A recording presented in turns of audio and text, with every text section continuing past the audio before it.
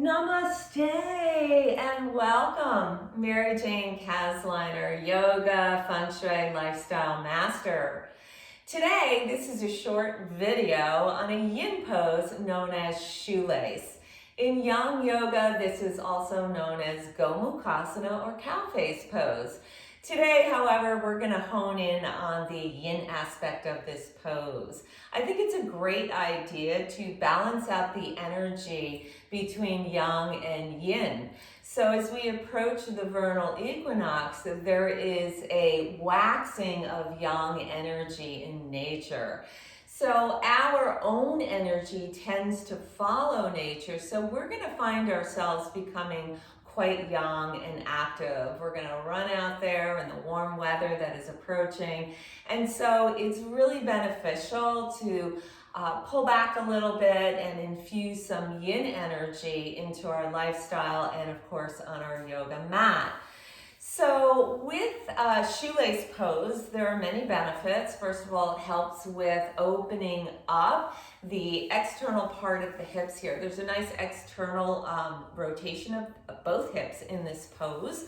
It also increases flexibility for the spine, and that's fantastic because we are as young as our spine. And it's great in opening up several meridians, including the liver and the gallbladder, which are very active during this spring season or wood energy. Now with yin yoga, there are three premises that we want to follow. The first one is to open your body to the shape of the pose. In other words, your body's going to take this formation of the pose. And once you find the formation of the pose, you want to make sure you come to a sustainable edge, meaning that you're not going beyond where your body needs to be, because then it's going to be difficult to hold the pose for any amount of time. And in yin yoga, time is of the essence here.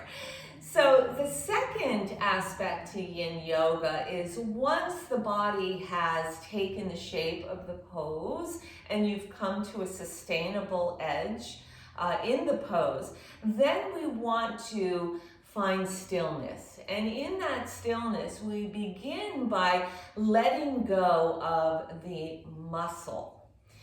Now, it's very different from our yang practice, as you always hear me saying, hug muscle to bone. Well, the muscle is more exterior, so it's more yang. When we practice yin yoga, we are aiming to get deeper into the tissues, to get into the connective tissue layer, the tendons, the ligaments, and the fascia. So in order to do that, we have to let go of the muscle contraction.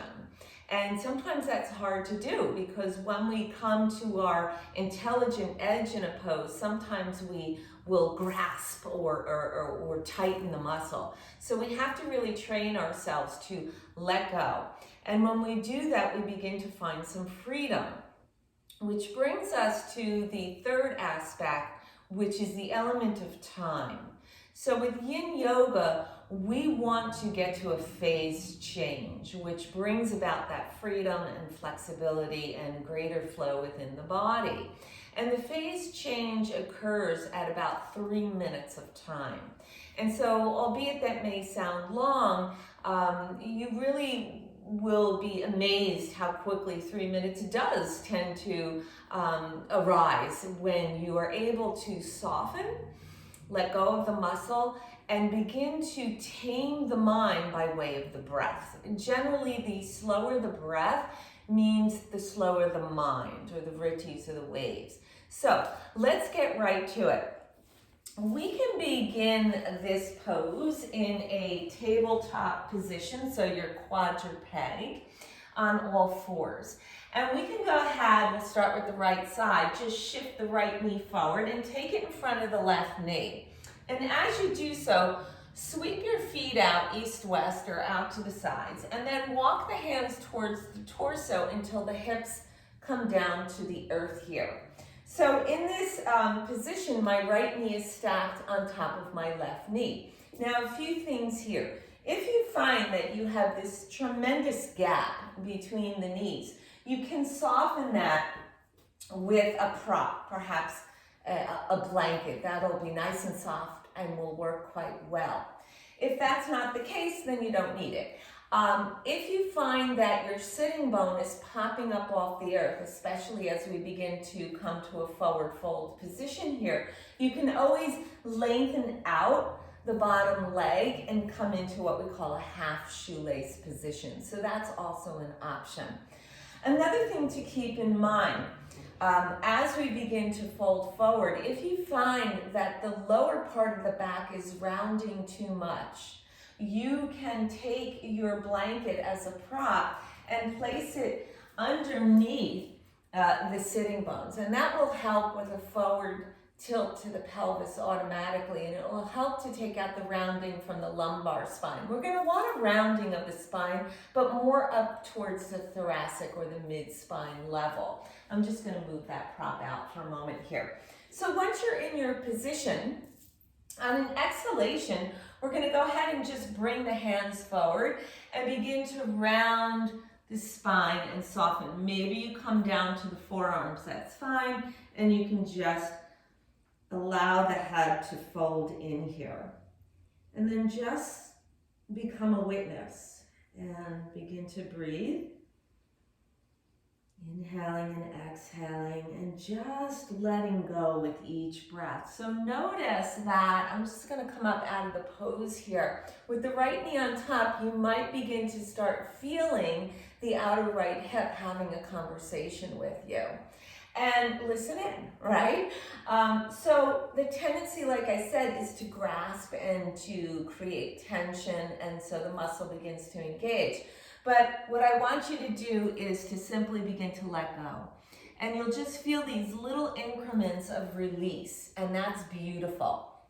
So what you can do is use your cell phone and put it on the stopwatch and just let it run for 3 minutes. And once the 3 minutes are up, then you can begin to move out of the pose.